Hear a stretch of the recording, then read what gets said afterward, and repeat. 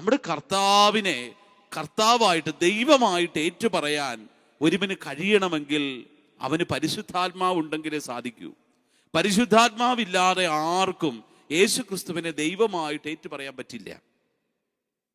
പ്രിയപ്പെട്ടവരെ, അങ്ങനെയാണെങ്കിൽ നമ്മുടെ കർത്താവിൻ്റെ അമ്മയായിട്ട് ഏറ്റുപറയാൻ ഒരുവന് കഴിയണമെങ്കിൽ അതിന് പരിശുദ്ധാത്മാവിന് ആവശ്യമില്ലേ? നിശ്ചയമായിട്ടുമുണ്ട്, സത്യമായിട്ടുമുണ്ട്.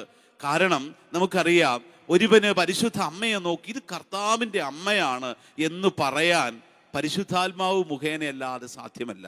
വിശുദ്ധ ഗ്രന്ഥത്തിൽ നമ്മൾ ലൂക്കായുടെ സുവിശേഷത്തിൽ വായിക്കും, അവിടെ എലിസബത്താണ് ആദ്യമായിട്ട് പരിശുദ്ധ അമ്മയെ നോക്കി ഇതെൻ്റെ കർത്താവിൻ്റെ അമ്മ എന്ന് പ്രഖ്യാപിക്കുന്നത്.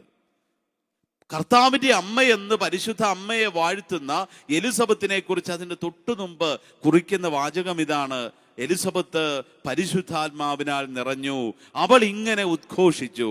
അപ്പോൾ പരിശുദ്ധാത്മാവ് കൊണ്ട് നിറഞ്ഞു കഴിയുമ്പോഴാണ് എലിസബത്ത് പരിശുദ്ധ മറിയത്തെ ദൈവത്തിൻ്റെ അമ്മയായിട്ട് വാഴ്ത്തുന്നത്. ഇന്നും പരിശുദ്ധാത്മാവില്ലാതെ ഒരു മനുഷ്യനും പരിശുദ്ധ അമ്മയെ വാഴ്ത്താനാവില്ല. പരിശുദ്ധാത്മാവില്ലാത്ത ഒരാൾക്ക് പരിശുദ്ധ അമ്മ വെറുമൊരു സ്ത്രീയാണ്, വെറുമൊരു മനുഷ്യ സ്ത്രീയാണ്, അവൾ ഒന്നുമല്ലാത്തവളാണ് എന്ന് ആ മനുഷ്യൻ കരുതും. പിശാച് വന്നവൻ്റെ കണ്ണുകളെ മറയ്ക്കും. മറിയത്തിൻ്റെ മഹിമയെ പിശാച് വന്ന് മറയ്ക്കും.